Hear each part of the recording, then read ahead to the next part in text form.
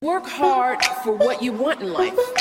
You work hard for what you want in life. That your word is your bond, that you do what you say you're gonna do. That your word is your bond, and you do what you say. That you treat people with dignity and respect. That you treat people with respect. Reach of your dreams and your willingness to work hard. The strength of your dreams and your willingness to work for them. Work hard. Work hard. Work hard. Work hard. Work hard. Hey guys, it's Tatum. And it's your girl Milan. And welcome to episode 11, for real, of the Black Girl Boss Podcast. On last episode, we said it was 11, but it was actually 10. So We jumped the gun.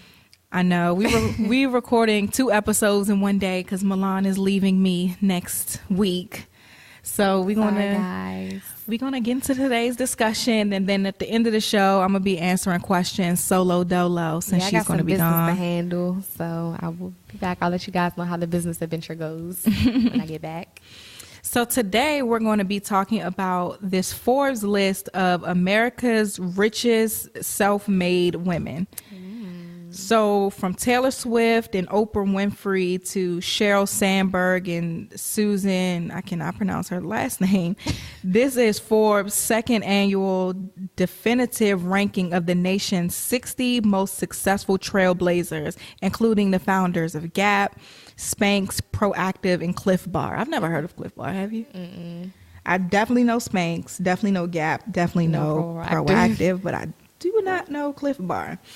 So let's talk about first the top 10. So number 1 is Dianne Hendricks, and she is the co-founder and chairman of ABC Supply Companies. Is this going from 10 or 1? Number 1, like she's the top person on the list. Okay. With a net worth of $4.9 billion. Ooh.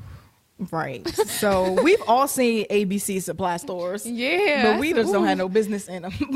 But this woman is out here not playing no games. Clearly, okay. Number 2 is Oprah. Of course. And she has a net worth of $3.1 billion. Jesus Christ. My God. Shout out to Auntie Oprah.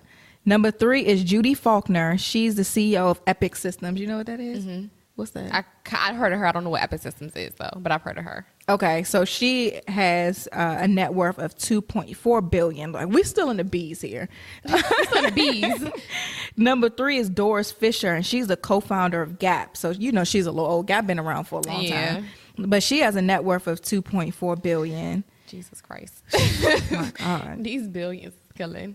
Number 5, it was no number 4. Oh, so Judy and Doris tied for number 3. So it's no number 4. They both had the $2.4 billion net worth.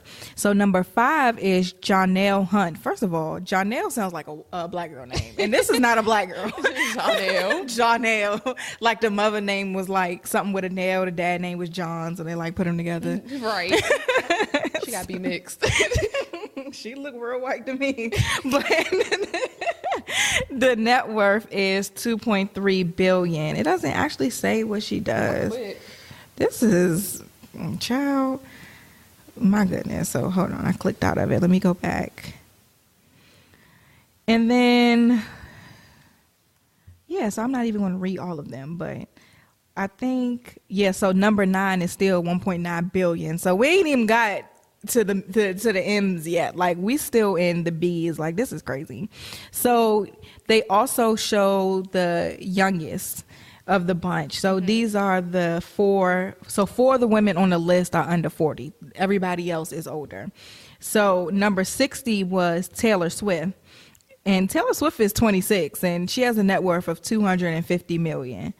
I do not like Taylor Swift, but I respect the fact that she out here making things happen. Mm-hmm. I can't. I just can't with Taylor Swift. She get on my nerves. Like, I mean, I know she sings and everything, but I don't know, like, I don't pay attention to her to know her. I know her based off of her just whining in the media.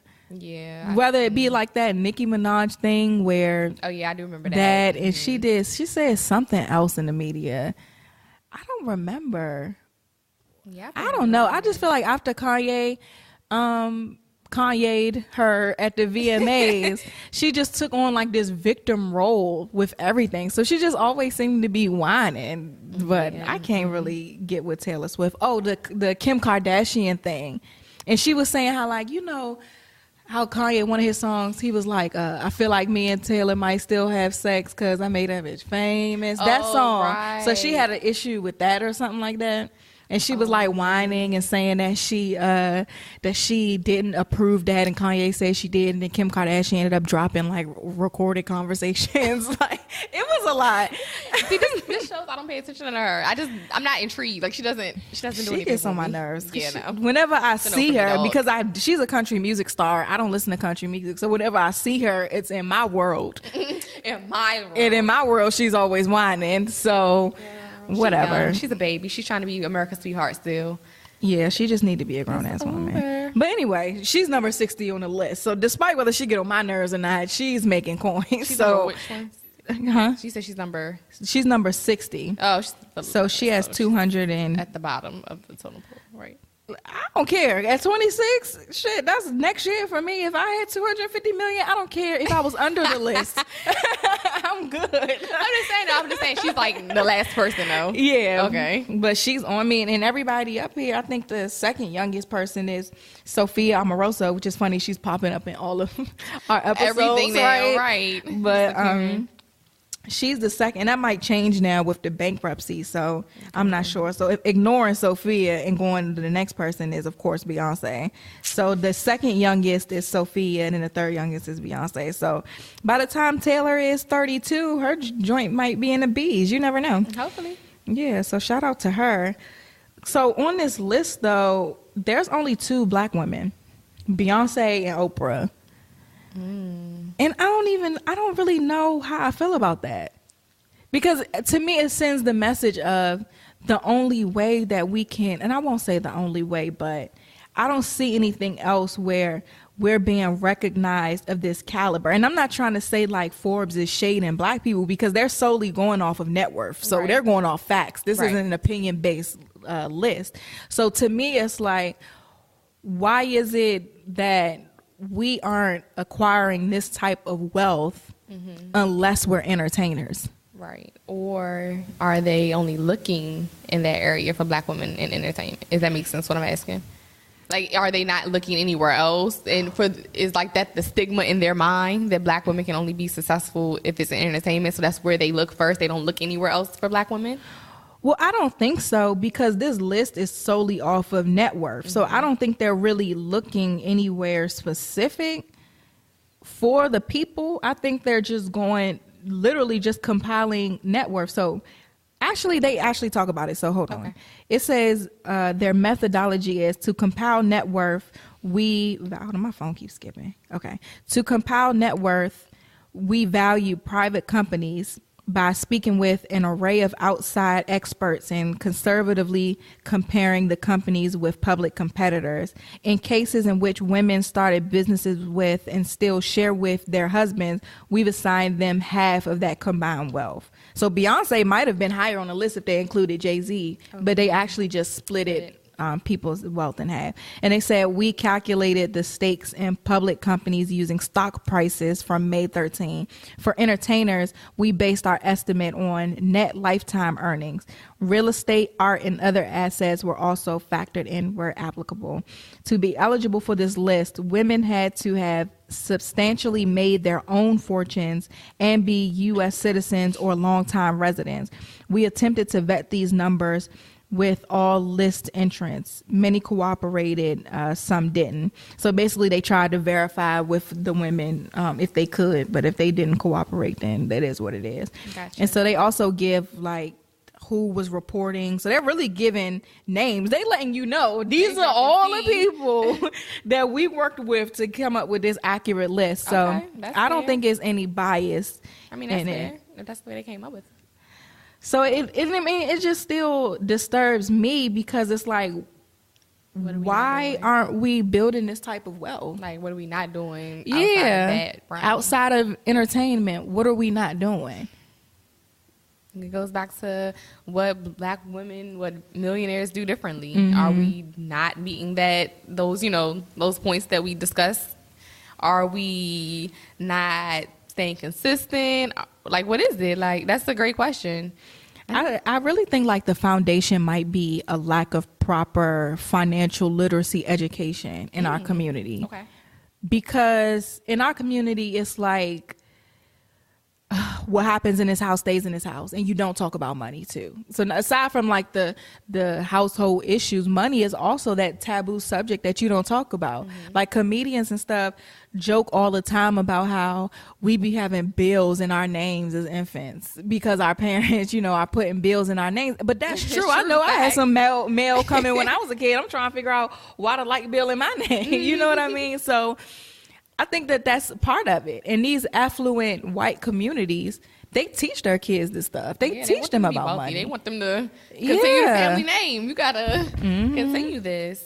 But, I mean, I'm happy that out of the 61 there we placed, we were on there because at the end of the day, we, think about it, 2 out of how many black women business owners or black women in business that have high ranking positions? We got 2. Right. At least I'm saying, I'm disappointed because it's not more, right? Or, they're not outside of entertainment. But I'm happy at least that we placed. Yeah, at least we placed. I am happy to say that, but it is crazy. And then entertainment. Well, for one, I think it is because entertainment is one of the fastest growing, revenue streams that we do have, and that geez, but think about how long Oprah's been in it too. Yeah, Oprah OG.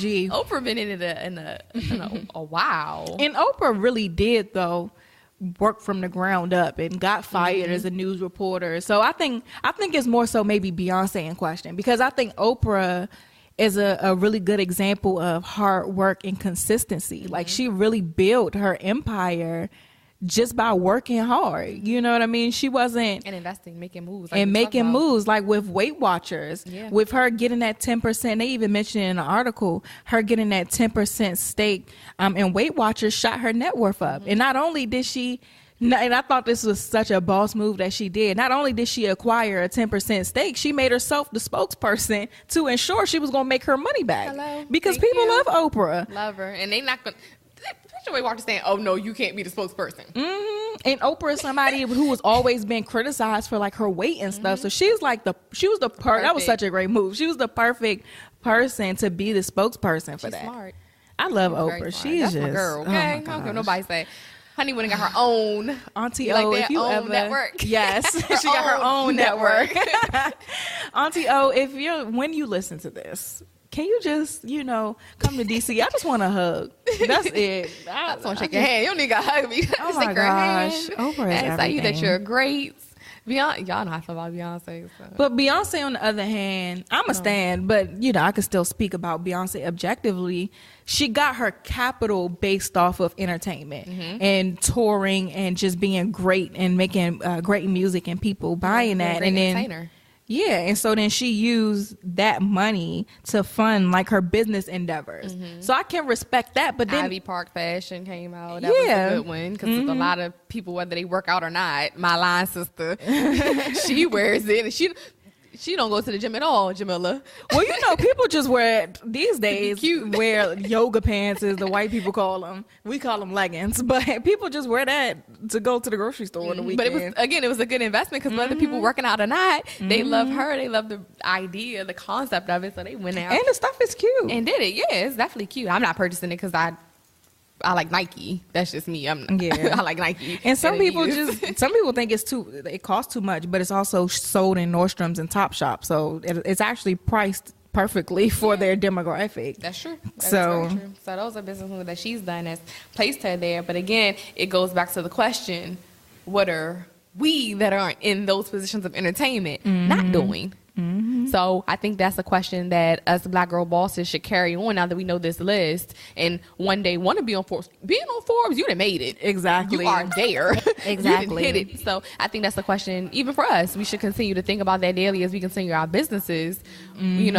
How can we be placed on Forbes one day outside of that realm, outside of that stigma that is up there now. So I think that's a good question to continue to build off of. And really pay attention to the paths of these types of people. So, for example, Sophia Omaroso writing that book, that Girl Boss book was great because people were able to see how she went from, despite the bankruptcy stuff now, but they were able to see how she went from nothing and getting fired and not really being able to stay in anything to building this company and being on this Forbes list. That's important. Absolutely. You know, and it's unfortunate that other than Oprah, we don't really have another Black woman of that caliber that we can really pay attention to their business moves. Right. Because Beyonce didn't build a business from the ground up. She was an entertainer. Yeah, she was. Matthew Knowles created this little group, and she grew from that. We don't have anybody like the woman woke up and said, "I'm gonna do this today. I'm gonna go out here and be a news anchor, get fired, and I'm gonna kick it." And Oprah technically started as a news anchor and in the journalism field. So she started working for somebody else and eventually started her own thing. But she was building that money and that notoriety and working for those other networks before she built her own. And so I don't know if she has a book or anything because I'm interested in learning. I think she does have a book. Well, I know she has books, but I wonder if anything she has. If she has one that talked about how she started her network or how she started that first business and grew it from scratch. I know what you're about to say. I think she does, though. Okay. What I seen, I'm about to tell you. Hold on. Because I would personally just like to learn from a Black woman billionaire. And it really just sucks that Oprah is really the only option for us. Like, come on. Like, this woman who's number one, I'm not at it anymore. But this woman who is number one, it's like, that's somebody that I would look at and be like, you started this ABC company, which is not a sexy company, so to speak, because you're selling like manufacturing supplies or something like that. So it's not like this super cool story like with Sophia and Nasty Gal and cute clothes and stuff. This is something that's more boring. How did you take something like that and build it to this $1 billion business? Like, that's crazy. That's somebody who I want to look at their business practices and figure out what they did. And I think that's somewhere that we mess up as Black girl bosses, is that especially young, hungry, ambitious women, as we focus on people who may have a little something, but they ain't got nothing. You know what I mean? We may be looking at somebody who has a level of success that we idolize from the outside looking in, but this list is like excellence. This is business excellence. And so this is the list we need to be comparing, not necessarily comparing, but modeling what we do after, as opposed to the people who have the most followers on Instagram.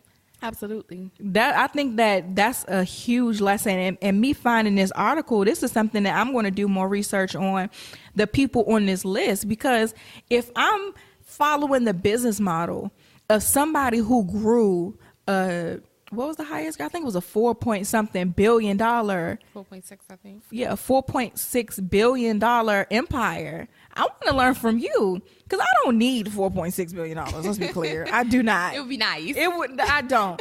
But if you could give me, like, you know, if I can apply those strategies to my passion and my purpose and helping others and doing what God called me to do, using your business strategies that got you that 4.6 billion, I'm not even talking about making a lot of money. I'm going to make a lot of impact and be able to build a sustainable business to leave back to my children. Because I think something else that people focus on, and like some people that reach out to us, is like, I'm not doing this for the money. And it's like, I understand that, but business is about money. Absolutely. And business is about creating that sustainable model that's going to last and that's going to be able to scale. And so I'm about legacy. So in order for me I don't want to leave my children a check. Yeah. That's like, you know, giving somebody a gift or something, just giving them money or just go buy what you want. No, I'm not going to do that. I want to give my children a business. I want to leave that for them to be able to run and to be able to take pride in and know that my mother built this from the ground up, and they can take it over and they can build it to where they want to be, and they can leave it for their children. They don't have to work for anybody else or wait for anybody else to give them that opportunity, because I created something for them and I raised them to be good business people if that's what they want to do. If my kids don't want to be entrepreneurs, I'm going to be a little blown, but you know, I want them to be happy. But, you know, I'm about legacy. And so in order to leave a legacy, you got to build a sustainable business. And in order to do that, you got to make money. Absolutely. So I don't know. I think that this list is interesting. And I really, really just wish that it was more Black women on it. It should inspire us. Yeah, it should. To push to be on Put that some list. fire under our ass. To be there one day. Because I'm trying to be on Forbes, honey, as the publicist, okay? So another point on here, it says, altogether 16 of, I wish my phone would stop jumping like this. Forbes, can y'all have less ads so my phone can stop jumping around all the time? Okay, so it says, although 16 of the most successful self-made women made their fortune. Oh, y'all, I messed this up again. Altogether, 16 of the most successful self-made women made their fortunes in fashion or retail, more than any other sector. Though technology was second with 13 of them, but 6 of those were C-suite executives hired at technology companies in early days. So basically like the COO of Facebook is on this list. And so she's a C-level executive at another company, but she's been able to grow Facebook and have such a large stake in it. Her net worth is in the billions as well. Wow. But she's saying, they also said that only 7 founded their businesses. So out of all of these women, only 7 started from the bottom. So one, I think that shows something great for us, our career women that listen to us, because we do have listeners who are career women. I think that shows an opportunity for you guys to where you may not have founded your own company, but there's still like a way for you to create this high net worth and this high value, because your net worth is not just how much money you make, but it's like your assets and everything. So you guys can still build wealth without being an entrepreneur if that's not necessarily your life. So take that as motivation and run with it. So when you walk in the office on Monday, you better be strutting in there, honey, knowing that you might be at the top, going to the top. Or learn skills that you could take anywhere. That's why I always said, marketing is my trade, and I can take that anywhere. I could start I plan to, but I'm gonna offer marketing services to small businesses, and that will be a part of my own company. But at the same time, I can also go in, if I decide to, go into somewhere like a Facebook or whatever and say, I'm going to help drive your marketing strategy to increase yada, yada, yada. And that's going to help me in the long haul. So it's one of those fields that you can take anywhere. And so for example, the woman who's now the CEO of Nasty Gal, she had those business skills that she can take anywhere. So for you career women, again, that listen to us, make sure that you acquire those skills that you can take anywhere. You don't have to move up the ranks at your job that you have now. You can get great in whatever your area is that you're passionate about and take that somewhere else and run that shit. Sophia Amoroso did all the work, and now the CEO just gonna come and clean it up, do what she do best, and drive it even further. Basically. So there's opportunity there. So but it is interesting that only 7 founded their own business. That is true. 7 found their own business and actually became millionaires and billionaires out of it. I want to actually know how many women now. I'm curious how many women actually millionaires and billionaires that aren't on that Forbes list. And why? Yeah, and why? Yeah, that's true. Because, you have like women who went to school to be lawyers and came out and had their own practice that could be making millions and billions that we don't know about. So now I'm curious. But now that I'm thinking about it, I could almost bet money to know that all of these sources that they use to compile this information are very white. Did you see where I was going with it? I'm like, now I wonder. Now that I'm thinking about it, Beyonce and Oprah are household names. So maybe, even though they did their quote unquote due diligence, that might have neglected Black women just because they just don't know. Because I don't know if it's some like ultimate database of who makes what. Like, I don't think so. So you will really have to do some work to know about these big brands. I don't know. They used a lot of companies. So I'm not going to automatically say they overlooked Black women because they did a lot. They used a lot of companies. So I don't know. I mean, I legitimately don't know. It's like one of the ones we may not never know. We just gotta not focus on what we don't know and put ourselves into the know. Yeah. And be there. And pay attention to the women that's on this list, whether they're Black or not. And stop paying attention to these bad girl club, getting famous girls that you're trying to be like. Or worrying about, or a lot of questions that we get is how to build an online presence or how to gain followers, because that's just like the low level topic. It seems like when it comes to entrepreneurship, it's like, how do I gain these followers? How do I turn my likes into sales? How do I sell things online? As opposed to, how do I create a business model that's going to really put me on a whole new level of life? That's facts. I know when I have my client inquiry forms that people fill out, at the bottom it says, how'd you hear about us? And I've seen more from a friend than I have from social media, which is good. I'm actually okay with that. It's actually really good, because that means people are doing what I talked about in our freebie, the referral program. Right. People are talking to someone about my company and it's spreading that way. I mean, social media is cool, whatever, but it's the fact that I see so many from a friend, or, from a business card or something like that makes me be like, okay, yep, cool. So I know that we're doing what we're supposed to do off social media. So if I decide I want to, focus a little bit harder on social media, at least I know the off social media part is taken care of. Right. And even paying attention to, there's nothing wrong with paying attention to online channels, but y'all have to understand that digital marketing is way more than just social media. Social media is a small fish in the big pond of the internets. And so social media is very small. So, for example, if you have, let's say you're offering a digital course, you should not just be posting on social media for people to sign up for your digital course. There should be a whole sales funnel behind that with a marketing strategy that's driving that. So you should be, your goal with anything that you're selling should be to generate leads no matter what. You should always be generating leads. And the lead is just somebody that gets into your funnel or somebody who expressed some sort of interest in buying your product or services. And a lot of that is done off of just posting on social media. And to be honest, Facebook has made it extremely easy for us, because now Facebook has positioned itself as this huge this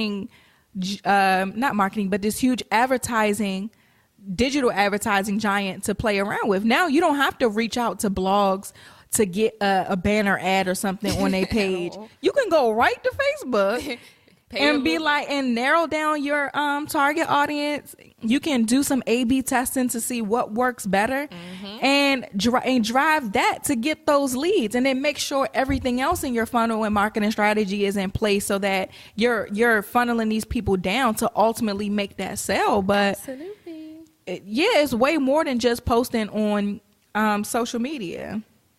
So how do we get there? I don't remember. We just be talking. How do we get there? We were talking about growing, so you get put on the Forbes list, and then how. Right. Okay. Yeah. Because we just get into it. We like, how do we get there? Yeah, we're talking about being on the Forbes list, not being out. How to grow that number of 7, so more women owning their own businesses, being on the Forbes list. Yeah. Okay. So I think really paying attention to what matters. What matters, and obviously these billionaires are doing something right. And to be honest, I think research them, the 7 that are, look up this that founded their company. Yeah, find that 7 and look at them, read their books. My one of my favorite quotes is, a smart person learns from their own mistakes. A wise person learns from the mistakes of others. And so that's why these people have these books and they do these conferences or whatever. It's for you to learn from their mistakes.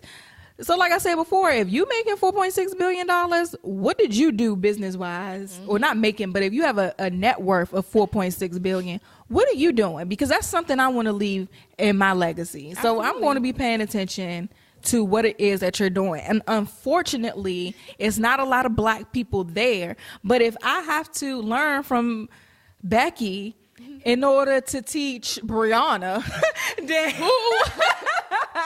in order to teach Brianna or whoever, and help push my community and help other Black women so that we can really have this type of presence on lists like this, then that's what I gotta do. Absolutely. And come to the Entrepreneurs Brunch, because that will be, look, shameless plug.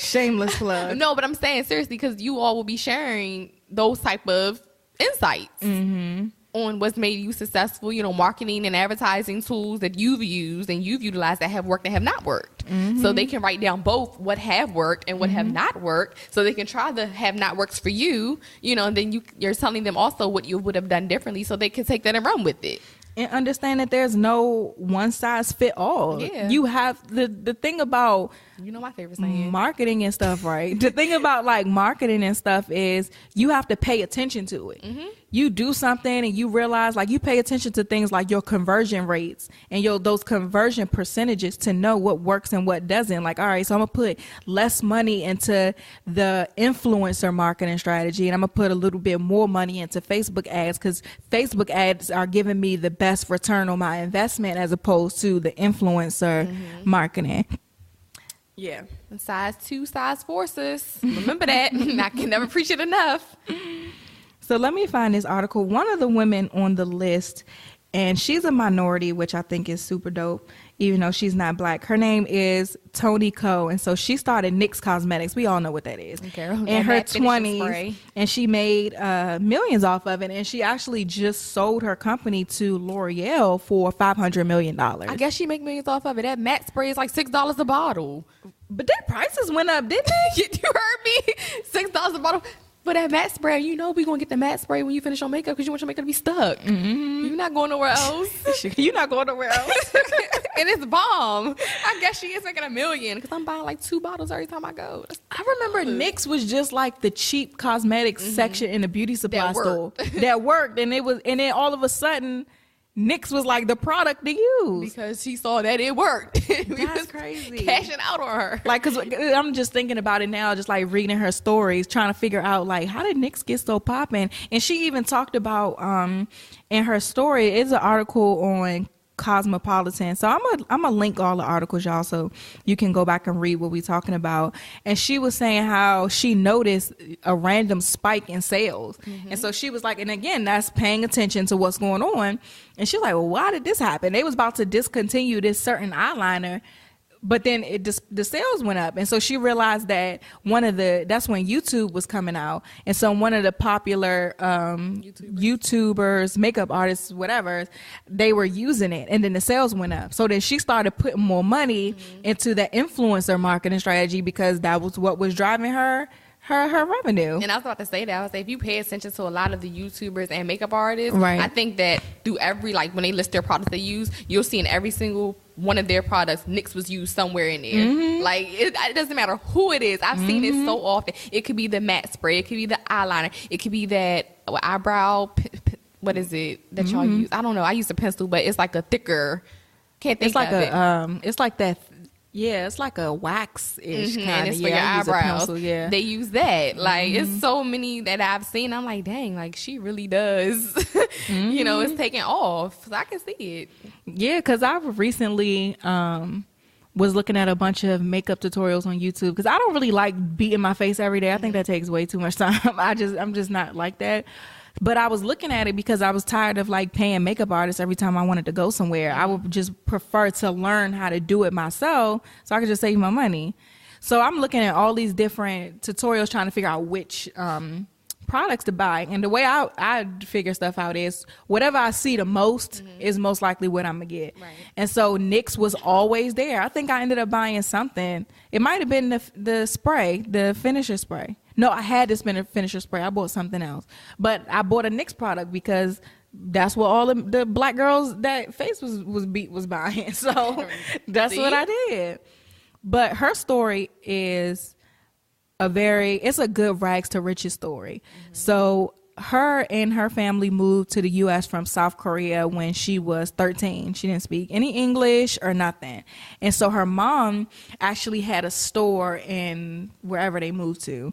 And so she would work with her mom a lot on the weekends, after school, on breaks and stuff like that. And so she wasn't really into school like that. Like, she didn't want to go to college. She went to college, but she didn't really finish. She was just going off and on. And so eventually she started her own cosmetics business, which was NYX. And it started as a one-woman shop, and she grew it into a multi-million-dollar international company. That is awesome. Lit. And so in 2014, she sold it to L'Oreal for an estimated price of $500 million. Ridiculous. Like, Lit. If that's not the quote unquote American dream, I don't know Lit. what is. I'm keep saying it. She's lit. I think that is so awesome. And I think that shows it doesn't matter where you come from, what your story is, how hard you may have had it, or the fact that we may not have that financial literacy education or whatever. It's not a deal breaker. It's not something that's going to hinder you in any way. So another part of her story that I really liked was her reasonings for starting her business. And so I have an email in my email funnel that I send out to my subscribers, and it was saying how studies show that two of the main reasons why businesses fail is one, because one of the reasons was they started for the wrong reasons. And a lot of times people start businesses based on money. And I think that is another hindrance for us, and for us not being able to make it to this type of list, is because we're not starting our businesses for the right reasons. We just trying to get the quote unquote freedom of being an entrepreneur, but not ready for what it really takes and what that lifestyle really consists of. Or we just want the money, but not realizing that you're going to be broke for a little bit in order to make that dream happen. And so she said that growing up, she remembers going to department stores and seeing all these fabulous brands like Chanel and MAC and Lancome, but they were too expensive for her. So then she went to drugstores to buy the cheap stuff. And so she was saying that before 1999, drugstore makeup brands looked like they were from drugstores. They applied like they was from drugstores. They was basically cheap. And so she wanted to bridge that gap. She wanted to provide cost-effective cosmetics that were of great quality. Right. And that's exactly what she did. But I think that was good because she was able to solve a problem. And that's what businesses are supposed to do, solve a problem. And she got into an industry that she was very passionate about.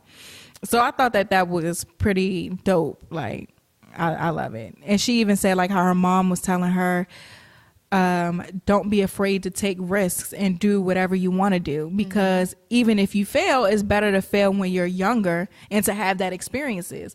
Like us now, it's better for us to hit a brick wall because we don't have anything to lose. You know what I'm saying? We don't have mortgages to pay yet, or we don't have children that we have to feed. We're able to take those risks and take those chances. And I think that goes back to what a lot of people ask us all the time. When do I know is the right time to start my business? Now. Because you can. No matter what age, you start your business. 11-year-olds are starting businesses now and becoming successful. The little girl that was the lemonade stand, the girl with the books. I'm gonna say, so it just shows you when you have an idea, get it started. Don't ponder on it too long, or you're gonna ponder on it forever and never really get it started. Exactly. So, and then she said her very first products were 6 colors in eyeliner and 12 colors in lip liner. So she was saying that makeup pencils in 99, makeup pencils were the biggest trend. And so they were easy to sell. They had a great shelf life.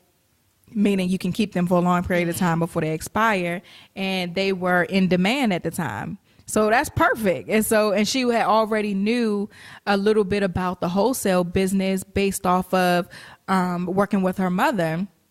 So she actually said she cold called this manufacturer in New Jersey and said she was interested in buying pencils. And so she booked an appointment, took a red eye to New York from where she was, placed her order, and came back the exact same day. If that ain't determination, then I don't know what is. I don't want to hear nobody else give me an excuse on why you can't do something. Exactly. She made it happen. I think that that's what it's all about. And a lot of times we think that people need to give us this quote unquote blueprint. Like you were saying how some people were saying on Raven's episode of the show that they wanted her to be more transparent and talk about how she did it. But we were both like, she told us exactly how she, did it. And she told us exactly how or what struggles that she went on. Like we were both like, what are you talking about? She was really transparent. That was a huge thing on my Snapchat, like a huge, huge thing. But that makes no sense to me. And I think it's because we're not paying attention to what we're given. You know what I'm saying? Like reading her story, somebody could say like, well, I wish she would talk more about how she built her business or how she got it to the point where she could sell it to L'Oreal. But this one sentence just told you so much. She cold called a merchandiser, or a manufacturer. She made it happen to get out there, place her order, and then she went back. So that showed you it took drive, that she had to make things happen for herself, that she didn't wait around for somebody to tell her what to do. So you got to read into what you're given to take those nuggets away. Everybody ain't going to spoon feed you everything that you need to know. Like there are certain people that's going to, like with business coaching programs, those type of programs are great for giving you a customizable blueprint. But at the same time, we as coaches cannot spoon feed it to you. Right. If you don't take what we give you and apply it to your business and apply that hustle and that drive to it, then you're not going to get nowhere. And it ain't our fault, it's yours. Absolutely. And if you're not able to pick apart those things and take what you can and apply it to your business to get where you want to go, you're probably not ready to be an entrepreneur because you're just going to make excuses. And ain't nobody got time for excuses. Yeah. And that's what a lot of people do nowadays, is make excuses for why they can't get their business started, or why their business is being stagnant, or why they're lacking motivation, or whatever it may be. It's just so many excuses that have been given. I've heard that with some of my clients' excuses, and I have to, break it down to them. Like, again, I said it in our last episode. Why did you start? Right. Why? You didn't have an excuse to why you started. You had a reason. So make it a reason. Don't make an excuse because you feel like you're lacking anything or you're not being as successful as someone else that you see. Right. I think you hit the nail on the head. People just really, you guys listening to us, and especially you guys who are aspiring entrepreneurs and you may not have started that business yet, these are the things that it takes to make it in that entrepreneurial journey. And I'm sure it takes 10 times more than what we even talking about to make it to this Forbes list, because we still trying to figure it out for ourselves. Shoot, I told you I could be under the list. I don't care. Shoot, if I'm making a quarter of what Taylor Swift is making, I'm happy. You know what I'm saying? So I think that is something that's a really great takeaway from her story. I'm trying to read a little bit farther down to see if it was anything else. Oh, something else that she said was her goal was never to build a legacy company.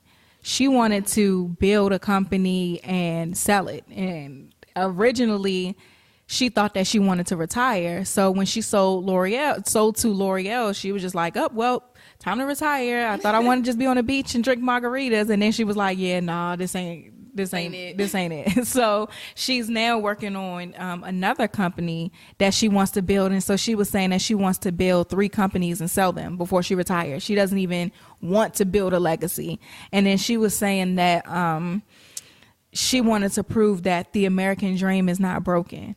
And so I thought that was interesting because I want to build a legacy company, but I think that this just shows that it's not a one size fit all approach, and there's so many different ways to success. And she's on this Forbes list. She's I think she's in the millions and not the billions yet. but her goal and what's making her happy is building businesses and selling them. You know, she's gonna be a billionaire. So she said 3 companies, so she gonna build 3 of them things. And shoot, I hope she write a book on how she did it, because I would love to read it. So She's dope. I think that's just another example of a way to success. It's not the one size fit all, but I think all of the women on this list, it's 60 of them. So out of these 60 women, no matter what color they are, I'm sure there's something in their story that each of us can identify with, depending on what everybody's individual goals and business plans are. I think we can identify with somebody, and I think that these are the people that we need to be trying to learn more about and pay attention to, and not these people that we see online, not the Karen Civils. And then this, again, there's nothing wrong with Karen Civil. We love her. We said that on the first episode, but I just think there's a whole different caliber of people that this list exposed us to. And unfortunately, like we said, a lot of them aren't Black, but this is a whole different caliber. This is a whole different ball game. There's a lot more world out there than entertainment and hip hop culture. You know what I'm saying? Absolutely. Or Instagram culture, or being social media famous. It's women out here making billions of dollars and accumulating billions of dollars worth of wealth. Absolutely. Like, that's crazy. So the takeaway for me from this article and from our conversation that I want you guys to walk away with is that we should all look at somebody on this list and really try to mold what we do after what they've been able to accomplish, and so that we can have more women, Black women. The politically correct thing is to say women of color, because I was told that it was outdated at George Washington University, where I attend. What, women of color? Mm-hmm. So what do they prefer you say? I mean, it doesn't really matter, because she was a white woman who told me that women of color was outdated. Oh, Jesus. Well, I'm going to say Black women because I care about that specific color. I was about to say, so I was told it was outdated, so. Okay. But yeah, so for us to just really pay attention to how they made those billions and really accumulated that wealth, so that we can have more Black women on that list who build stuff from the ground up as opposed to just entertainment. Absolutely. I agree. I said my takeaway earlier, but I agree. So we will be back with questions, and well, Milan's going to be gone for the next part of this episode, so Sorry. I'll be back with questions. So since I'm going to be talking to myself for the rest of the show, can y'all, well, I guess there will already submitted questions by the time this ends, so whatever. Tatum will take care of the yes too. So we're going to see, matter of fact, send that to me. I am. Because I'm going to see if I could get this flawlessly throughout I got it the whole flawlessly thing. last episode and the episode before that. So thank you. So I'll be back for the rest of this episode talking to myself in this lonely conference room. Bye, y'all. Bye. Hey, guys, and it's Tatum back on my solo dolo to do the questions portion.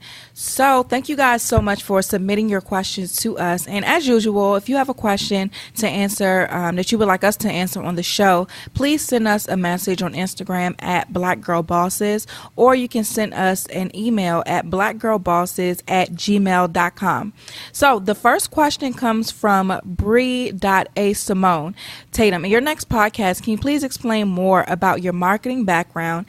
I'm considering a minor, and I want to know more, especially from you and inspiration. She also wants to know if I could explain salary, like what you expected to make and what made you pursue marketing. And is it, there's a lot of questions, and is it more or less than what we think it is? Okay, Bria, so my degree, I went to Morgan State University and I got my bachelor's degree in public relations. Now, PR I thought was really cool until about halfway through. And I discovered marketing in my PR coursework, and we didn't go into much detail about marketing, but it was kind of mentioned. So I thought it was cool, but I didn't really think too much of it. But then in studying PR, one thing I realized is that PR is like all about the bright, shiny objects, which is something that I'm not really a fan of. So when you're a PR person, your job is to basically manage the perception of whoever it is that you're representing. So you want to make sure that they're seen in the best light. You want to make sure they have the best opportunities for their brand. You want to make sure that the public thinks whatever you want the public to think. Now, the caveat to that is it doesn't matter if that's true or not. And once I realized that PR is about perception and not necessarily about truth or reality, that's when I realized I had an issue with it. And unfortunately, I figured that out very close to me graduating, which was okay because PR is such a broad thing. I was cool with getting a degree in that because I could have done a bunch of different things with it, and I just ended up doing marketing. But because PR wasn't about reality, that just went against who I am. I'm all about keeping it real and being honest, and PR, in my opinion, is not always honest. And sometimes you really have to walk that ethical line. And I even remember asking one of my professors, I was like, and we had a course on PR ethics, and I was like, so what is ethical and what's not ethical? Of course, there are laws you have to abide by. And she was just like, that's a struggle of a PR person. You may have to do something that's against your moral code. So for me, for example, if I don't necessarily believe in smoking cigarettes, and my job as a PR person, let's say I work for an agency and one of our clients is Marlboro, then that may be something I may have to compromise in order to do the job. And I'm just not willing to do that. And of course, when you work for yourself, like Milan has her own company, you can pick and choose who you work for so that you don't have that problem. But again, PR was too much about perception, not enough about what was real. And so that's why I chose to go into marketing, because marketing is all about strategy. I say all the time, it's that vehicle that drives sales. So marketing is about figuring out how you can make money. So let's say you work for an agency and as opposed to working for yourself, it's figuring out what you can implement to have your clients make money. And marketing is easily measured. You measure it by your return on investment. How much do you make compared to how much you spend? And so that's what really got me into it. And especially when I figured out that I was going to be an entrepreneur, marketing was just perfect. It's like, well, if I'm going to work these 9 to 5s for now, I might as well get good in something I can leave with and apply to my business that's going to make me money, as opposed to me having all these great ideas and these marketing campaigns and strategies for somebody else. So that's pretty much what my background is. Once I graduated from college, my first job was in sales, which I hated with a passion. But it's so crazy how God works, because every job I had when I graduated has contributed to what I do now in some way, even if I hated them. So my first job was sales, and my whole job literally was cold calling. I cold called all freaking day, and that just means I picked up the phone and I called people who weren't expecting my phone call, and I had to convince them why they should schedule a follow-up conversation with one of the experts. That will humble you so fast. It was the worst. I hated that job. Like, that job was, I halfway got fired and I halfway quit. It was kind of like my managers will always say, like, Tatum, you're good at this, but you don't seem like you like it. I'm like, I actually hate it. So they were kind of like, well, we think it's best if we just part ways. And I said, I think that it's best if we part ways too, because I was just not feeling it. But that experience and the sales training and things that I got from there actually proved to be very beneficial to me. So that was my first job. After I left that job, I was working for a woman for free. And one thing that I wanted, or that I never did, was relied solely on a job to give me experience. And so I knew that I wanted to get more experience in social media marketing and in marketing in general. So I met this woman on LinkedIn. I actually just sent her a message randomly. She didn't know me from a can of paint. And I was just saying, hey, my name's Tatum. She went to Morgan as well. So we had some sort of connection. And she was an older woman. She was around my mother's age. So I'm like, my name's Tatum. I'm a new professional. I have my degree in PR, but I'm really interested in marketing. I'm in a sales role at my job, so it's kind of hard for me to find a position for me to get the experience. And I see that you have a marketing company. Would you be interested in me coming and interning for you for free? And so she ended up being very receptive to that. And so we set up a time where we met up in person, and I was just explaining to her what I was trying to learn and things like that. And we got to know each other a little better, and she became like a mentor for me. So I worked with her on some of her clients. She had a best-selling author as one of her clients. She had a small business. It was like a grocery store. Small business client, and she had a few clients, and she allowed me to work with her to get more experience in marketing and things like that. And so I gained a lot of experience that way. And then after that, I was still working for her for free. She actually went to the gym with a woman who was looking to hire someone she worked for a marketing company, and it was a promotional products company, so it was extremely niche. Like, you talk about niche, like they were promotional products and that's it. So, and I ended up working there. She referred me to her, and I ended up getting that job. So between the time of me getting that job and that sales job, I was unemployed. But I mean, I was fresh out of school, living at home, didn't have many expenses, so being unemployed wasn't that big of a deal at the time. And so in that job at that marketing company, I hated that one too. And I hated that one mostly because my boss and I didn't have compatible personalities. I'm very straightforward. She was very passive aggressive. So I would ask her something in person. She would send me an email with a problem. I hated it. So I didn't like that job either, but I got experience in promotional products and understanding how you can use giveaways, or swag as they call it, to get your brand messaging out there, and how to utilize those things to where you become a part of people's everyday life. So instead of giving them a pen that gets lost, you can give them something that they're going to use, something technology based, or you can give them a tumbler or a cup or something that's going to be a part of their household as opposed to something that they're going to throw away. So I learned a lot about the promotional product industry from there. And then after that, I got my current job. Y'all are probably like, how many jobs has she had? I literally would leave a job with no problem, and I got another one all the time. And so with my job after that, I got my current job. And so with my position now, I do marketing for an accounting firm, and I also help with proposals. And so I'm gaining a lot of experience, and I'm able to test a lot of different marketing strategies and ideas on the company and seeing how that works out. And I'm able to help with the proposal process. So when it comes to me writing proposals for whether it be my youth program or the Queenan Group, I'm able to do that. So that's kind of my background as far as jobs are concerned. And you're saying that you are considering a minor. I think that you should.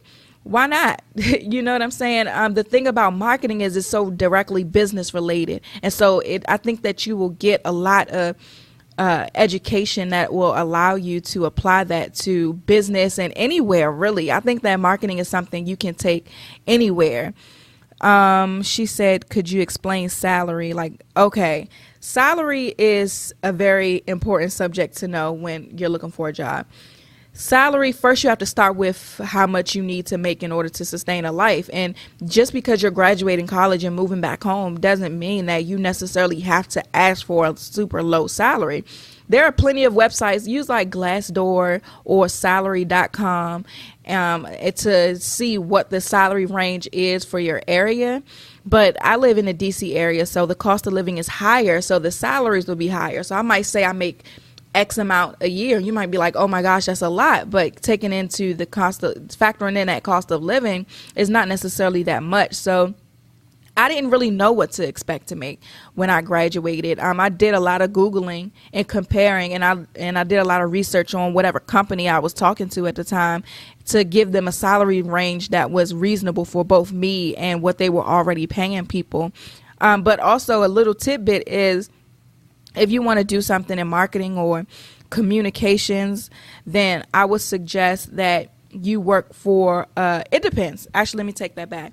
if you work for a company, so for me, doing marketing for a company that does other things, I would get paid more. But if I was to work for an agency, I would get paid less as an entry level. And that's just because the agency is all about that specific marketing role. So you start off maybe as an assistant, then you move up to maybe a marketing coordinator, then you move up to maybe a marketing supervisor or a marketing manager or a marketing senior. Whatever the roles progress to, you'll be getting paid less at an agency because of that track. But if you are the marketing person for a company who does something totally different, then you will get paid a little bit more. So it's all about you and what your goals are, what you're trying to accomplish, and what you're trying to make. So she said that I asked her what was her major, and she said it was retail merchandising and product development. And so she wants to learn marketing because she feels that it's crucial to being a business owner. It really is. So definitely take that minor. Like I said, why not? That's education that you can apply anywhere. Now, if money is a factor, then I would say instead of doing that, then try to just do some self-education. But I do think that education is extremely important. So let's go to our next question. Our next question comes from @KeishaShante_. She says, how do you deal with trying to start a business, coming up with these ideas, but don't have business or like-minded friends to give you opinions when needed, or even to vent to that will understand? She hopes this makes sense. Yes, it makes sense. And this is a dilemma that so many of us reach when we start our business.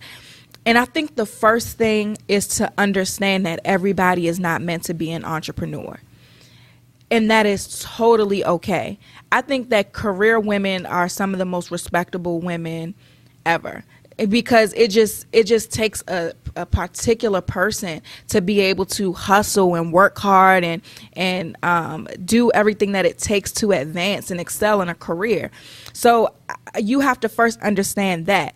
And also, without career people, how do us who create these businesses, how will we be able to sustain? Like, how will we be able to create these great companies that we all know and love if we didn't have people to work at them?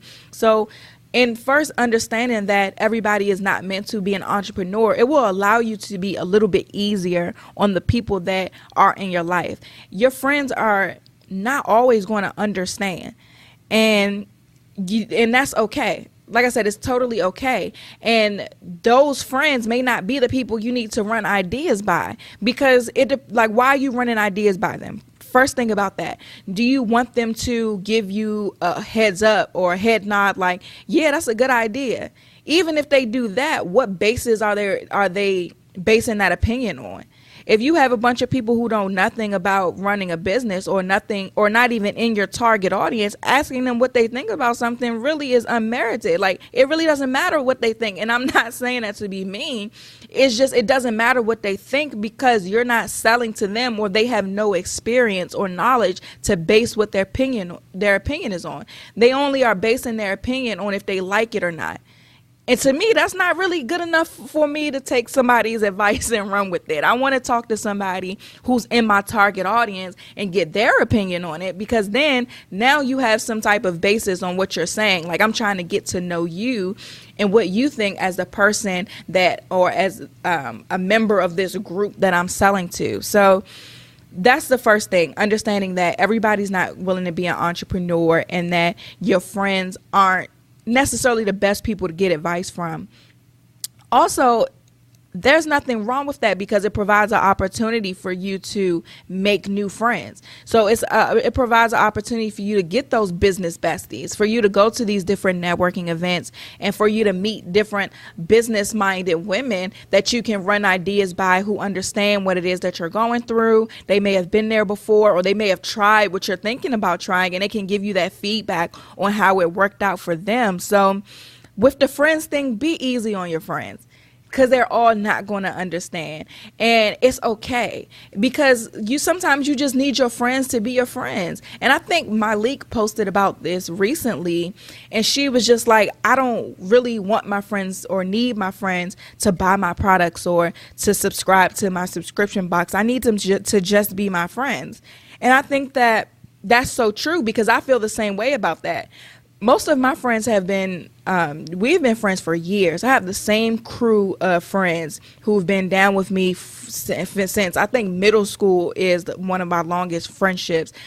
And I don't need to run business ideas by them. I don't want to run business ideas by them. I have a lot of people in my circle who I can talk to about business. But when it comes to my friends, I need them to just be my friends. I need them to be there for me when I need to go out and just let my hair down and just be myself and not necessarily be on in business mode. I can just, be Tatum. And I think that it's important to have those people in your life. Like I tell my friends, I rarely talk to business in detail about my friends. I might tell them what's going on, or they might ask, oh, how's this going? How's the podcast? I might be like, oh, we hit 10,000 downloads recently or something like that. But I don't want to run ideas by them. I just want to have a good time, be a shoulder to cry on if necessary, talk about a lot of my personal life that I might need them for and not necessarily business. So be easy on your friends and focus on finding the friends that fill that gap, because I totally understand as an entrepreneur, it's hard. You're mostly doing everything by yourself. So you do want to have those people that you can talk to, but those are the easy friends to make, the people that's smart about business and the people you can run ideas by. The hard friends to make are those people who support you emotionally, who are there for you, who are loyal, who are consistent. Those are the hard friends. So hold on to those people in your circle that you need for that, and then go and look for the people that can fill that void as far as business goes. And then at the same time, something that we said a few episodes ago was also be careful and be mindful about who's in your circle, but who's not in your corner. And so as you embark on this entrepreneurial journey, everybody is not going to make it with you. And that's okay too. So really pay attention to those people who are interested in what you do. They may not provide much value in, let's say, business advice, but those people who really try, like who really just want to see you be successful in whatever that may be. And pay attention to those people who are kind of just waiting for you to fail, who are kind of just side-eyeing everything that you're doing, because as you embark on this journey, you're going to start cleaning house. People are going to start falling off, and people are going to start coming around that are extremely supportive. So just be very present in that process, and pray for discernment so you're able to see who is for you and who's not. And also pray that you're able to meet those people who will help on the business side of things. But definitely start by going to different networking events. And I know meetups are really popular. Going to those and things like that. Next, she says, how do you deal with trying to start a business? Okay, so I think I answered that. So being present is the most important thing, like I said, in the people that's around you. And also motivate yourself, girl. Sometimes you got to be your own friend. If you don't have it and you need that, you sometimes have to be your own friend, or you have to make friends. And it sounds crazy, but you might have to make friends with people you don't know. So if reading somebody's blog or about business advice or listening to this podcast makes you feel like we're personal friends or we're your business besties, then that's good too. You got to get inspiration where you can get it. So you wrote in to ask us a question, and I'm answering it on the show. So in essence, you have somebody that you can reach out to and get that advice on business, in business, because you have that with us. So definitely count your blessings, be present in the process of the people that you have in your corner now, and just actively seek out what it is that you're looking for. Our next question comes from @tribe called Hajay or Haja. Sorry if I pronounced that wrong. Do you have any advice for those who want to start a nonprofit organization? I've been working on building my org for about 2 months now. I even go to the Queen Academy's purpose book and placed it on my vision board for motivation. Oh, that's so sweet.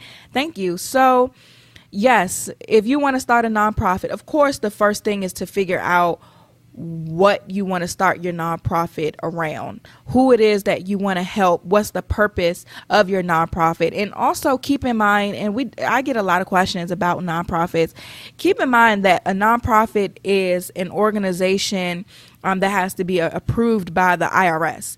So the first place and the best place to go to is the IRS website. So go to irs.gov, go into the little search column and type in nonprofit organizations or getting a 501c3. And a 501c3 is just basically that piece of paper that allows your organization to be tax exempt. Now understand, when you're tax exempt, you have to really be on your P's and Q's, because we know that, taxes is how the government makes money. So in order for you to be tax exempt, you have to maintain first you have to get approved by the IRS. So the first step is to find out what you need to do to get approved and go through that process and apply for that 501c3. After that, then you have to stay up to date with the 501c3. So go to that website and figure out what you need to do to stay up to date. And the application process is definitely very rigorous. You have to have your fundraising plan already. You have to have your board of directors already. You have to have your mission statement, your projections, your budget. You have to have so much already before even applying. So I think the heavy lifting comes in applying for that 501c3, because and to be honest, even as you're applying for it and knocking out your to-do list of all the things that they ask you for, you're accomplishing a lot for the organization. So definitely start there, and also be very, very mindful and cognizant of who you choose to be on the board of directors. Now, each state varies as far as who you need to be on your board of directors, because some states you might need 2, you might need 3, but really, really be mindful on who is on that board of directors. When you have a nonprofit organization, you are not the owner of that organization. The public is the owner of that organization. So, and the board of directors is that governing body of your organization. So if you get some people who are on your board of directors who are not feeling what it is you're trying to do, or they don't have your best interest or the organization's best interest at heart, and they have ulterior motives, or they just shady or don't know what they're doing, they can mess up everything for you. They can vote you out. And you could start something that you no longer have a part in because you made a bad decision in your board of directors. So really, really take a lot of care and a lot of thought and a lot of time in figuring out who that board of directors are going to be. And to be honest, that is the reason why I didn't form the Queen Academy as a nonprofit. One, because I knew I was going to do more than youth, more than just work with youth, but also because I didn't have, to be honest, enough people that I trusted to be on a board of directors. And I also didn't want the public to be governing my stuff. So it was to me what aided in my decision. And it's the reason why I'm so knowledgeable about nonprofits. It's because I did a lot of research before making a decision. It was that I wanted to control my vision. And when you have a nonprofit, you don't control your vision. The public and the board of directors does. So, for example, if this is rare, this probably won't happen, but still, if the public says we don't like the way she's doing stuff, or she's taking too much as a salary for what she does, they can write to the IRS and totally have you revisit what you make.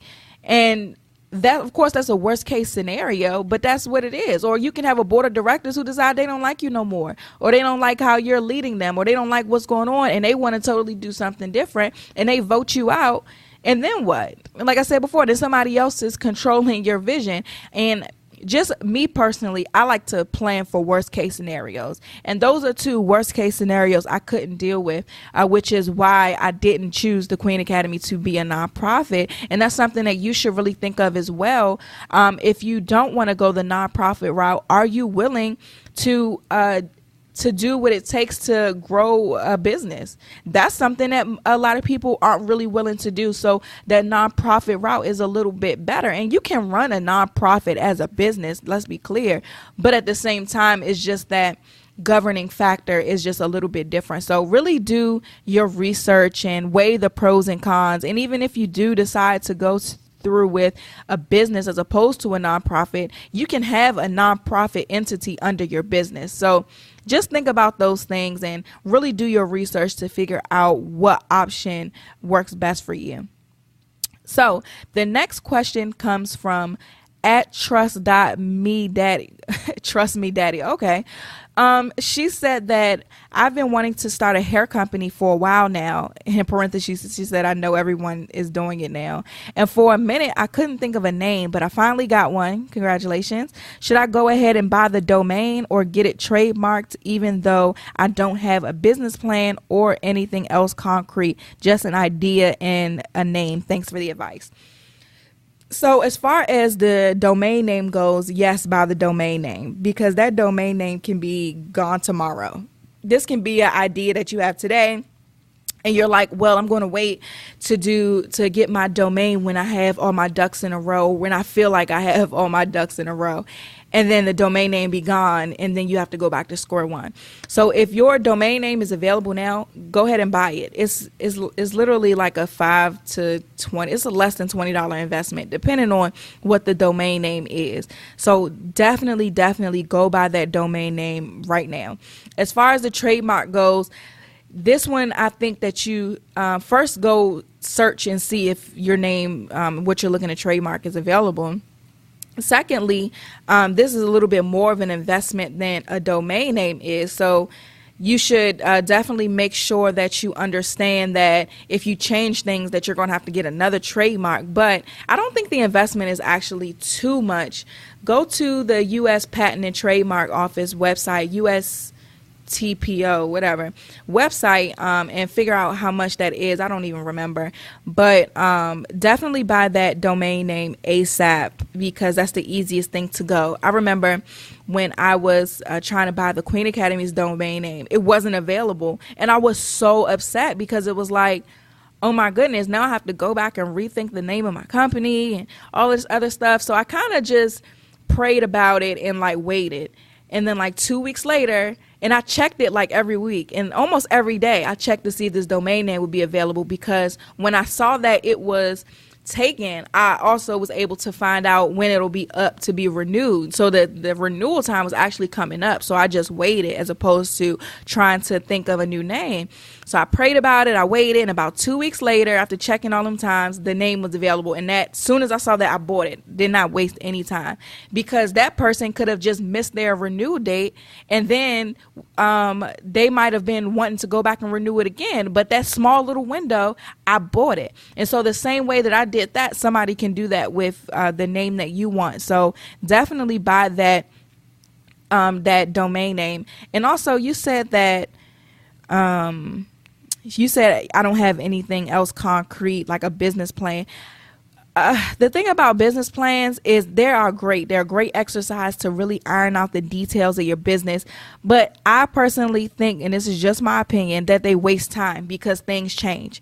If I would have did a business plan before, and I didn't, if I was to do a business plan before starting the Queen Academy, one, it would have delayed me in starting, because I would have probably been discouraged by the whole business plan process because I didn't know what the hell I was doing. So I just knew that a business plan might not have been the best thing for me to do first. And so then after starting, because so much has changed since starting, I would have had to go back and do that whole thing over again. So I'm personally like not a fan of business plans, because I think they take up time. But if that's something that you need, because there are some people who need everything to be all their ducks in a row before even starting. I'm not that person. I like to do research, see, and learn as much as possible, and then try and then learn from my own mistakes as well as mistakes of people that I know. So don't think that you have to have all your ducks in a row totally before starting. Like, you just don't. So as far as the domain name goes, like I said, just go back and buy it, and I think you will be fine. If you have any other questions about how to get that business started, or what ducks you should have in a row as opposed to ones that may be able to wait, definitely write back to us again, and we'll be able to answer that in a little bit more detail. Our next question comes from Kimberly Berry. She says, "Hey Tatum, I recently started working as an independent travel consultant. I like to call myself a travel stylist." That's cute. "I'm having a hard time marketing myself. Any ideas on what I can do to get myself out there? Also, I love the show and be launching my very own podcast in June. Congrats. I haven't come up with a name yet. What do you suggest I do to find a great name?" Okay, so let's start with the first question on marketing yourself. There is a huge opportunity for what you do. And there's also a lot of people who are doing what you're doing. But the opportunity in that is there are a lot of travel consultants who aren't marketing themselves well. They're relying on the parent company to whatever they're doing to do everything for them. So their website is like, I don't know, I'm just throwing this out there. Let's say it's libertytravel.com, or let's say it's the travelstylist.libertytravel.com/user number 4560, like all of that. They're relying on that parent company to do all their marketing for them. Now, if you call yourself a travel stylist, then you have to, the first step is to make yourself the go-to person for travel. You have to convince everyone that nobody can make their trip as great as the way that you make their trip. And there's so much opportunity in that. And there's lots of content that you can create around travel. So the first step is to identify who your target audience is. And we say this all the time, but it's so important. Who are you marketing to? Are you marketing to the black girl boss who does a lot of travel for work and you want to make her travel as seamless as possible? Are you marketing to the corporate executives who need travel reservations for their whole company when they're traveling? Are you marketing to millennials who just want to see the world? Like, who is your target audience? And once you figure out who that is, then you have to get into their mind and you have to figure out who do they go to for travel and why. So I'm not a big traveler. I would like to be, but just my schedule just doesn't permit it at the time. But figuring out and talking to those people who travel a lot. I have a cousin who travels all the time, and I think she uses a travel agency. So whether it be talking to somebody like that. So the first thing I would do is figure out who my target audience is. Who do you want to work with? After that, I would create a survey. I love surveys. Create a survey and figure out how to get it to your target audience. So if you're in, let's say, Facebook groups surrounded by whoever your target audience is, then just drop a survey in a Facebook group that says, hey guys, can you fill this out? I'm just trying to get a feel for what are you looking for with travel, and whatever your questions may be. Create a survey for it, put it in the Facebook group, send it to us. We could send it out to our email list. And so you can really get to know who you're marketing to, because again, like we said, if your business is for everybody, your business is not for anyone. So really figure that out. And then create a lot of content behind it. When you're marketing, you need to give out way more value than you're asking for people to spend money with. You should, by the time you are actually selling something, you should already be a thought leader in their mind. You should already be their go-to person in their mind. Like, they shouldn't be coming to you, or it shouldn't be as hard of a sale because you have already put out so much content. So after you figure out that target audience and what it is that they're looking for, and you have a better idea of who you're selling to, then write us back and then we can talk about, or send me an email, tatum@thequeenacademy.com. And so we can figure out what you can create to market to them specifically. Next, you said that you'll be launching your own podcast, and I haven't come up with a name. What do you suggest I do to find a great name?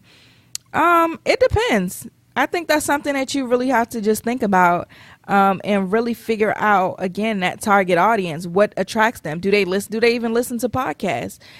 We knew that our demographic loves podcasts, and not only did our demographic already love podcasts, a lot of people in our demographic are just now getting into podcasts. So we have the opportunity to meet them where they are and where they're going.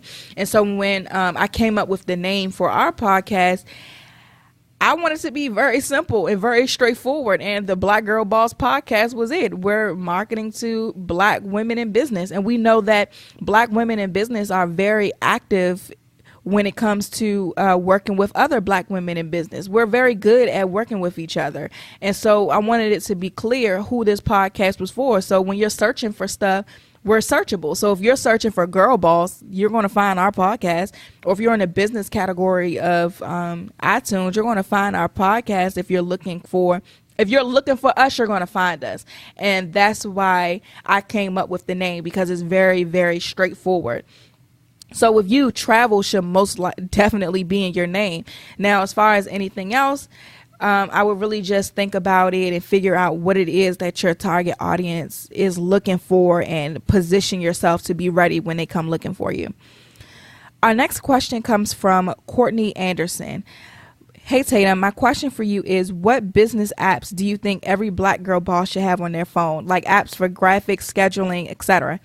That's a great question. We are an advocate for Canva. I love Canva so much. So I normally create templates on the website version of Canva, but I also have the app. So if I know that we have a podcast coming out every Monday and we use the same graphic for the podcast, then I would just I created the template on the web version, but then I have it on my phone, so I can just go to the app on my phone and change episode 10 to episode 11 and just edit the text for the name really quick, and boom, it's there and it's on my phone. I don't have to even be by my computer to finish it.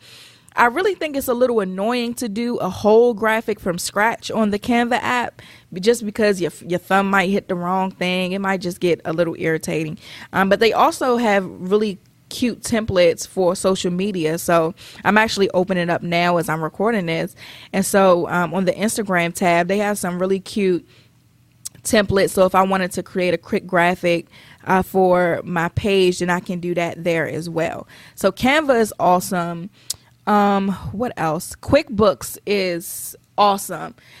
If you're in business, you should be keeping up with your expenses. That's a mistake that a lot of people make, and I think that that's something that you should definitely avoid making a mistake with, because I tell you, I'm not afraid of anybody but God and the IRS. So I'm not playing around. So definitely take lots of pictures of your expenses and receipts. So with the QuickBooks app, you're able to take pictures of your expenses. You're able to track your mileage. That's really important, because that's something that you can write off with tax time. So if you are going to an appointment, you can track your mileage for that. If you're going to, say, meet with a client or going to record something, wherever you're going, you can track that. The Square app is another great one. I use this if I'm going to an event and I might bring some shirts for my organization. And if I have someone with me, I can just give them my phone or log into the app on their phone, and you can just take people's information right there and make a point of sale is what they call it. So that's really important. Breather is an app that I just got put onto that I love. And so Breather actually helps you find event spaces in your area. And the event spaces are so affordable and they're very nice. So it's like very minimalistic style decor. So whether it be like white, gray, gold, just very pretty and chic and elegant looking spaces where you can have meetings or different events and not have to pay thousands of dollars for it and deal with that whole headache. So Breather is like a hidden gem. I don't think many people know about that. What else? Buffer is a great app. We use Buffer to schedule out social media posts. So definitely download Buffer. I prefer to do everything at one time. And so I do that mostly on the website version, but I can update it. I keep the app so that I can easily update it on the go. So Buffer is a great one. What else? I'm looking through my phone now to see what apps I have. That's all that I have for apps that I would suggest. Those are the ones that I use the most. Of course, all the social media apps. Definitely the podcast app. If you have an iPhone, then that's going to be on your phone anyway. But yeah, those are the apps that I use the most. And I think that these are definitely needed. For scheduling, I use Acuity Scheduling. I don't know if they have an app because... Yeah, I don't know if they have an app, but check that out. Setmore is another good one for scheduling, and they do have an app, and you'll be able to use that right from your phone as well. So yeah, those are some awesome apps, and I'll list them in the description for the episode if you aren't able to write that down. Our next question comes from Jody K. Edwards. Hey Jody, she's one of our contributors on our website, so stay tuned for another awesome blog post coming from her. She says, what is your viewpoint on giving your friends free products or services when you're starting on your entrepreneurial journey? That's so funny. It depends. It definitely depends. I won't give my friends free services just because that's time, and time is money. Free products, it really depends. I have a friend who does my graphics, and he's really good, and so he's starting his graphic design business. And so like with him, if he might ask me a question, I'll answer that. Like, that's no big of a deal. If we're out somewhere, we're at happy hour, we're just out as a group of friends, and it comes up and he's like, what do you think about this? And that's cool too. You know, it's just a regular conversation. But I don't think I would do the whole strategy session type thing, or I wouldn't say here is the whole Queen and Group coaching program for you here. No, I wouldn't really give that away for free, because if it took me time and money to create, I'm not going to just give it away because we're friends. You already have a benefit of being my friend because you kind of get the informal consulting, so to speak, if we're just having a conversation. So I'm not going to give you everything that I'm selling to people either. Like, no. And I haven't even had any friends ask. And I think that's another reason I have really great friends. They don't really ask me to be like, oh, Tatum, can I get a free Queen and shirt? No, they buy a shirt. I might hand deliver it to you if we hanging out, you know, but no, they don't really ask for that. So I don't think you should give your friends anything free that you spend time and money on. No, and they really shouldn't ask. I would probably side eye any one of my friends who asks, because I just think that's kind of disrespectful to what I'm working to build. Like, no, My mother probably asks for free stuff more than anybody, but other than that, like, and she thinks because she birthed me, she can just do whatever she wants. But as far as friends go, no, I'm really against that, actually. Our next question comes from Dara Flatis Ferrer. Please, I'm so sorry if I murdered your name. Please forgive me. She says, hey there, I want to first say that y'all podcast is amazing and has really helped me as a young Black woman discovering my place in the world. And I truly hope that one day I can be of service to you all and what you're doing, because it's fantastic. Oh, thanks, Dara. She says, my name is Dara and I recently got a job in New York. I currently live in Utah. Wow. I was wondering if you had any advice on moving across the country and how to get your finances in order to do that in a short amount of time, say 3 weeks. Woo. Also, I want to get involved with my new community by volunteering or donating. Any advice on how to find a cause and get started in that? Thanks again, and I'm grateful for y'all. Hey girl, we're grateful for you. Thanks for tuning into the show. First of all, Utah, like, people live there? My gosh. I see why you're moving to New York, but congratulations on getting a job in New York. Like, I'm sure that is an awesome opportunity. So 3 weeks, my goodness, is not a short amount of time. So, not a large amount of time. So the first advice I would say is find a place to stay that's affordable. Now, if you're in New York, I don't think that's possible if you're not going to be in the hood, but definitely focus on finding somewhere that's reasonable for what you're going to be making. Also, in order to save that money, I would start selling stuff. I'm an eBay queen. I bought a dress from Topshop for my birthday. I paid maybe like $120 something for it, and I sold it on eBay for $90 because I'm not wearing it again. So definitely start selling stuff. I put stuff up on eBay in my apartment all the time if I'm not using it. I've sold candle holders I'm not using. I've sold clothes. I've sold shoes.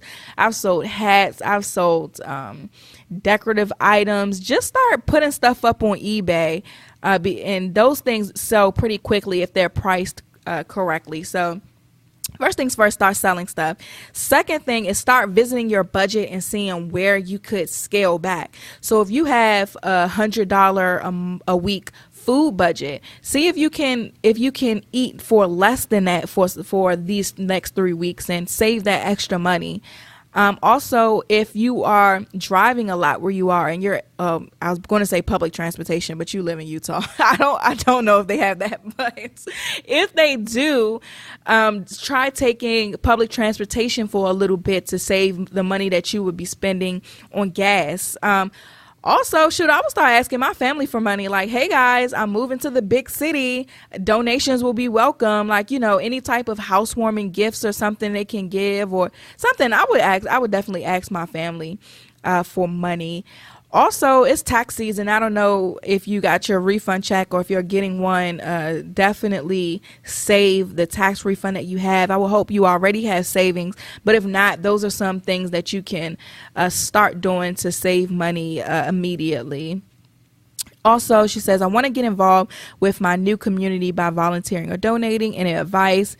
I would literally Google nonprofits in New York City. And if you are, let's say you're interested in working with pets, then I would search for pet nonprofits in New York City and just do a Google search and see what comes up and see who's doing a lot of events and go volunteer there. And that's how you meet people. So definitely I would volunteer my time before donating my money, because I would definitely want to see where my money is going. So, and especially when you're trying to save and you're getting adjusted to a new city, definitely do free stuff first. But yeah, just do like a little search for nonprofits in whatever cause that you're passionate about to start volunteering there. And you can even get involved, maybe head up a different committee or something, or I don't know, you can definitely do a Google search to figure out what organizations are in your area.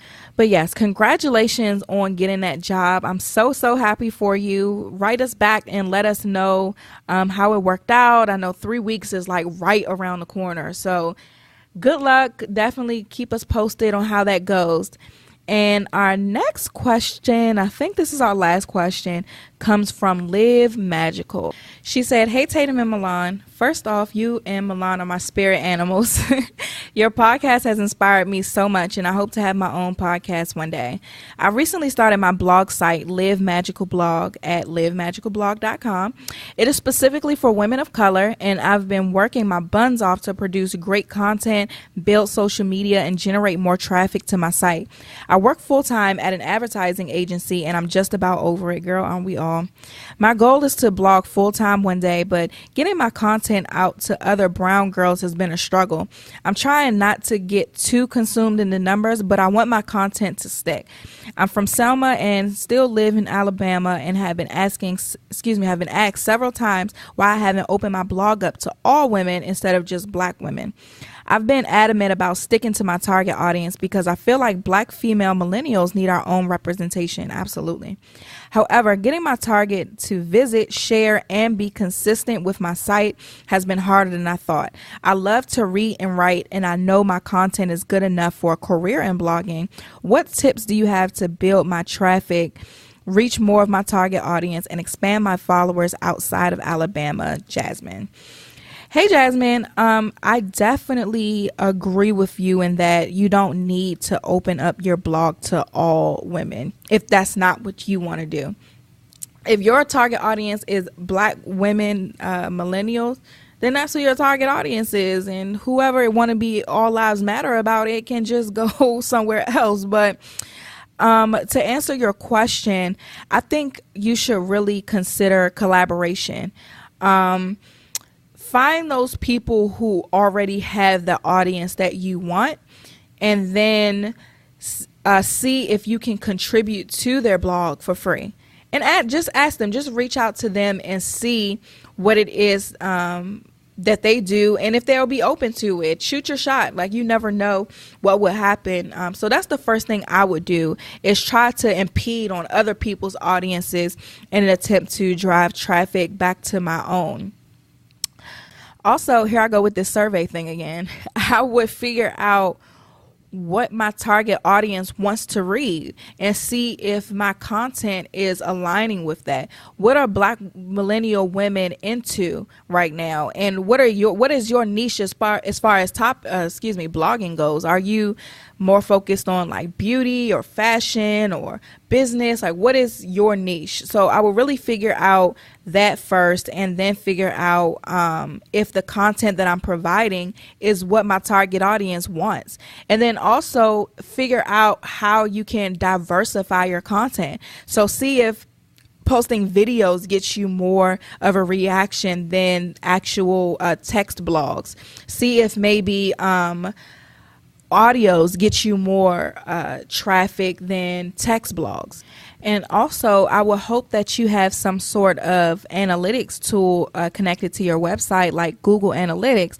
And I would look to see what first I would suggest seeing what your bounce rate is. And your bounce rate is just basically who only comes to one page of your website before leaving. And I think that will tell you a lot. If your bounce rate is really high, then your homepage is probably, or if your homepage is where they're landing on, it's probably not engaging enough to keep them there or to keep them clicking around. And also pay attention to your own actions when it comes to blogs. What makes you go to a blog site? And once you get there, what makes you keep going back? And what makes you go from post to post to post and ending up on someone's page for hours, not even realizing it? So definitely do that. Do that survey to see what it is that Black millennial women want to read and why.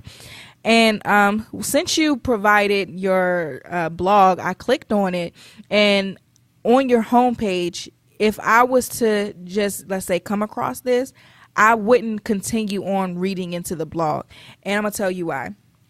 One, because your tagline says blogging services for all things Black, female, and magical. I don't really know what that means or if I fit into that. It's very broad. So I would suggest really taking a look at your blog and figuring out, are you clear with your messaging? What are you trying to accomplish here? And how can you compile all of that into a homepage or something captivating or something to keep people there? So that's another thing that I would do. Also, it's very text heavy. I am very let's say I like to read, but I don't like to read blogs just because I think they're just a bunch about nothing. I think a lot of bloggers, you're just talking for 2,000 words. And I don't know. It just, for me personally, blogs aren't just something that I can stick to for that long. But for the people who are interested in blogging, and actually, you know what, as I'm talking, I'm thinking, the reason why I don't like to read blogs and I prefer to read books is because when I read a book, I purchased that book for a reason. I went to that book because that book had a subject or something that I wanted to learn or that I was interested in being entertained by. And so I think the same thing applies to blogs. Your blog has to be captivating enough, or your messaging and all of your different marketing strategies outside of the actual blog have to be interesting enough for me to want to know more, or for me to want to click around on your website. And so I think there's a lesson in that. And also, just by reading your blog, it seems to be or skimming through your topics, it seems to be very lifestyle-ish. And that's fine, but I think that you should really dive into what exactly you're talking about on that blog and how to make it captivating enough for people to want to share it.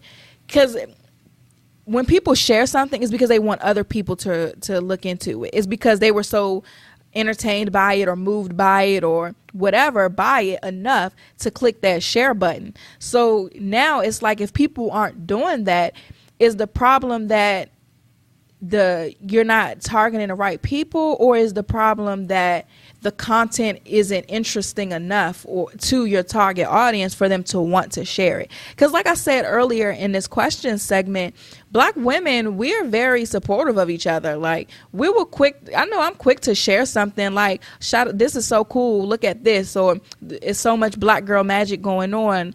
We're, I think, more inclined to share each other's stuff. So if it's not happening, I think that you should really revisit the content and make sure that that's what your target audience is looking for. And also get engaged with other blogs and other people outside of your blog. So whether that be joining different Facebook groups for bloggers, or getting into different programs that can teach you how to monetize your blog so that you're able to leave your job. And while you're at your job, you work at an advertising agency. What can you learn from where you are to apply it for your blog? I know a lot of times we get so caught up in, and I am so guilty of this, get so caught up in, I don't want to even be here. Oh, I'm so mad I have to do this. I want to work for myself full time.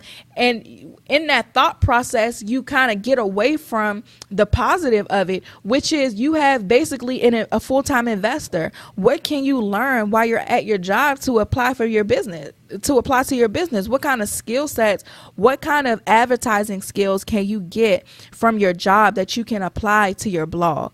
And what can you do to monetize your blog? So, and there are so many ways to monetize blogs, whether it be from courses, whether it be from affiliate marketing, whether it be from being a brand ambassador, but all of that is contingent on getting those numbers up and getting people to read and be engaged with your blog. So definitely do a real audit of your blog, of your content, of your branding, of your messaging, and definitely dive deeper into getting to know your target audience, what they want to read, why they want to read it, what drives them to blogs, what drives them to share different things, what type of content do we want to read, how do we want to consume that content, do we want to see it in a video, do we want to read it? So really, it's a lot of research and a lot of work that has to be done before those numbers just appear. So if you need help with that, definitely reach out to me, Tatum at thequeenacademy.com, the Queening Group. These are some of the things that we work with people on. So I'm really excited for your blog. Thank you so much for supporting the podcast, and I know you're going to be successful. So that is it, you guys, for our question segment. This one was definitely longer than normal, but I really wanted to do an extended Q&A because I definitely think that a lot of times we as entrepreneurs really don't have, especially new entrepreneurs, don't always have people to run ideas by. So we are always open to have you guys run your ideas by us and answer them on the show. So thank you guys so much for your support.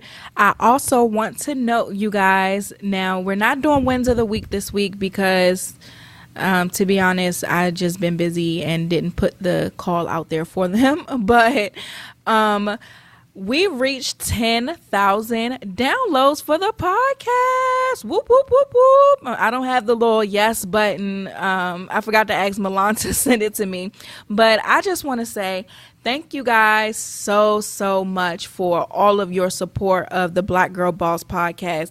We would not be where we are without you guys. We would not have had the type of success that we've been able to have and the growth that we've been able to have with this podcast if it wasn't for you guys. Like, you guys don't know us from a can of paint, but you tune into us every week and you engage with us, you show us support, you send us emails. Y'all are just so amazing, and I really cannot thank you guys enough. So from the bottom of my heart, thank you so much for being so supportive of this podcast. Like, I remember when this was just an idea and I brought this to Milan and we decided that we were going to execute on it. And so we're 10 episodes in. We launched on January 2nd and we're 10 episodes in. We're in 10 plus countries and we have 10,000 downloads. Like, this is so amazing. So thank you guys so much. Next episode, when Milan and I are back together, I'm going to bring some wine. So we're going to celebrate properly. We're going to have the yes button. We're going to probably go live and just make it a big deal because I do not take this lightly at all. So again, thank you guys so much for tuning in with us every week and spending your time with us. So thank you. We will be back together next week for another episode.